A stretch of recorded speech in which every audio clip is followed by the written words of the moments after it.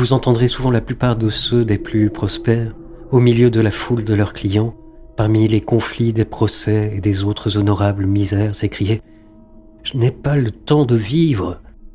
Pourquoi ? Parce que tous ceux qui vous attirent à eux vous enlèvent à vous-même.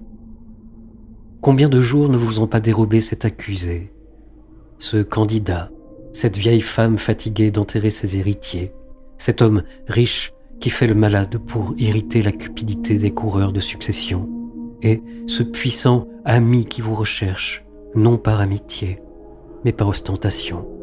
Essayez d'y gérer un à un, passez en revue tous les jours de votre vie.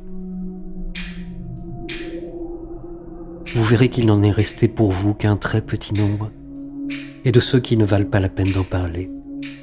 Celui-ci qui vient d'obtenir le mandat qu'il avait désiré avec ardeur, n'aspire qu'à le déposer et soupire souvent. Quand cette année sera-t-elle passée ? Cet autre, en donnant des jeux dont il remerciait le sort de lui avoir attribué la célébration. « Ah, dit-il, quand serai-je délivré de tout cet embarras ?» On s'arrache cet avocat dans tous les tribunaux. Il attire un si grand nombre d'auditeurs que tous ne peuvent l'entendre. Et pourtant, il s'exclame « Quand les fêtes viendront-elles enfin suspendre les affaires ?» Chacun anticipe sur sa vie, tourmenté qu'il est par l'impatience de l'avenir comme par ennui du présent.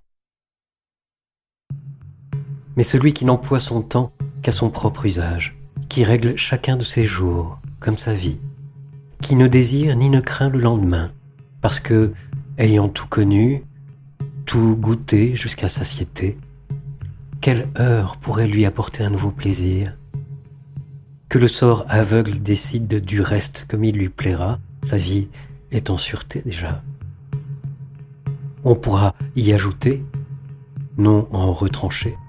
Et encore, si l'on y ajoute, ce sera comme quand un homme dont l'estomac est rassasié mais non rempli prend encore quelques aliments, qu'il mange sans appétit.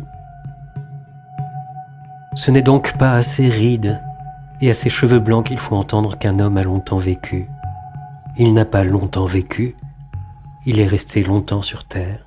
Vraiment, pensez-vous donc qu'un homme a beaucoup navigué lorsque, surpris dès la sortie du port par une terrible tempête, il a été çà et là ballotté par les vagues, et que, face à des vents déchaînés en sens contraire, il a toujours tourné dans la même eau? Non, il n'a pas beaucoup navigué. Il a été longtemps battu par la mer.